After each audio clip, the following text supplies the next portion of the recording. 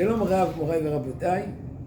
On n'a pas le droit de croire de la médisance, de croire un effet négatif sur son prochain, même si la personne qui me raconte cela, elle m'est confiante comme 100 personnes.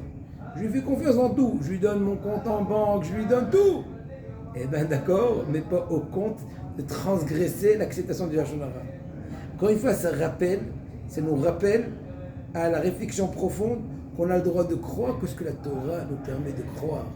Et pas tout ce qu'on croit croire, il faut croire. C'est un jeu de mots peut-être, mais c'est vrai, c'est très profond. Autrement, la question qui nous ronge, et je ne comprends pas. Si c'est vrai, pourquoi je n'ai pas le droit de croire? Et je n'ai pas le droit de croire, pourquoi c'est pas vrai, etc. La réponse est, on commence de zéro. Rien n'est vrai, on a le droit de croire rien. Dis merci ce qu'on te permet de croire. Mais au-delà de cela, tant qu'on ne t'a pas permis de croire, eh ben, tu es interdit de croire. C'est ça l'idée, Rabotai, réfléchir à l'idée, et ça vous aider à comprendre plusieurs questions sur ces halakhot-là. Celui qui raconte des Lachon Hara sur son prochain, il n'a pas l'intention de l'humilier, il raconte de façon naïve, et bien malgré tout, je n'ai pas le droit pour quand même, de croire, il est plus que toute autre personne. Il n'a pas, comment dirais-je, par rapport au Lachon Hara n'est pas permis. Bien que de façon générale, mais si Alifitoumo, une personne qui parle de façon naïve, on s'appuie sur ses propos dans différents cas ilkhatiques, même graves, comme Agunot, etc. Des femmes qui sont, on ne sait pas où leur mari, il peut raconter Alifitoumo que son mari est mort pour la permettre, etc. Mais par rapport à la Lachon Hara, on ne permet pas la chose. Avançons, chers amis.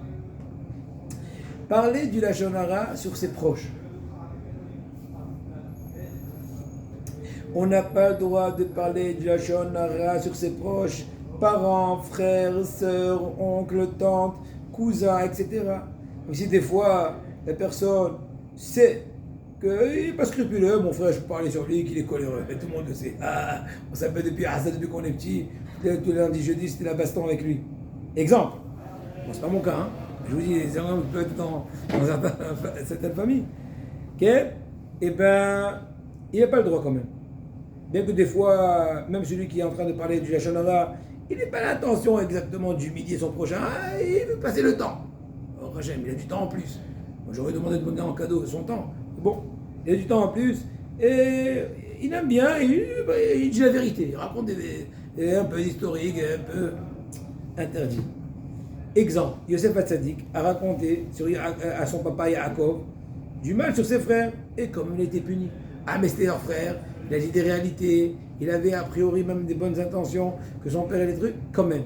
Puisqu'il y avait un certain digdouk par rapport à Yosef Hatzadik, eh bien, il y a une interdiction dans cela. On donnera dans le cours prochain d'autres exemples.